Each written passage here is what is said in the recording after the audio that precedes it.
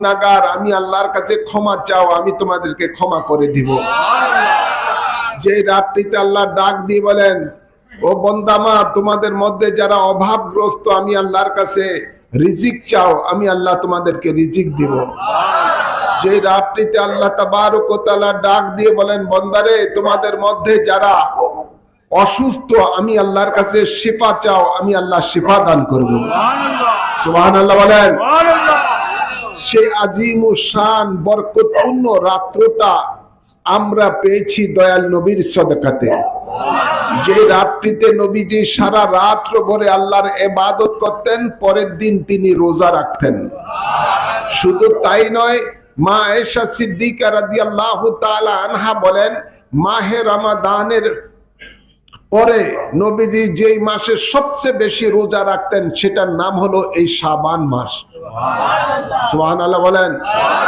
কোন কোন মাসে নবী সারা মাসই রোজা রাখতেন, শাবান মাসে কোন কোন মাসে কিছু কিছু ছেড়ে দিতেন। তাই এই বরকতপূর্ণ মাসটি আমরা পেয়েছি দয়াল নবীর সদকাতে। এই বরকতপূর্ণ হলো কিভাবে? নবী নিজে স্বয়ং আল্লাহর দরবারে দোয়া করেছিলেন, আল্লাহুম্মা বারিক লানা ফি রাজাব ওয়া শাবান।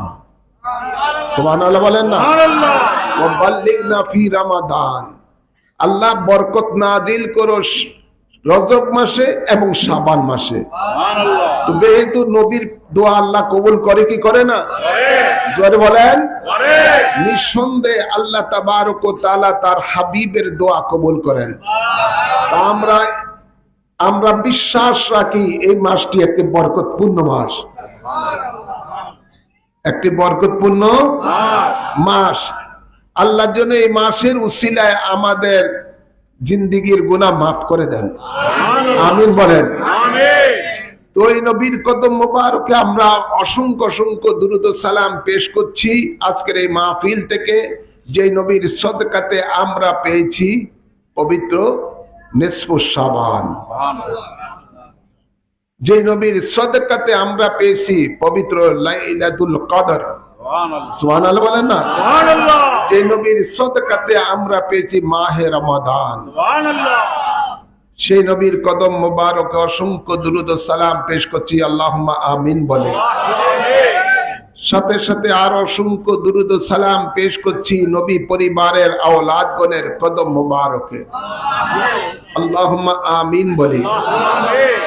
ভাইরা আমার, বাবার আমার, আল্লাহ তাবারক ওয়া তাআলা এই মানব জাতির হেদায়েতের জন্য, মুক্তির জন্য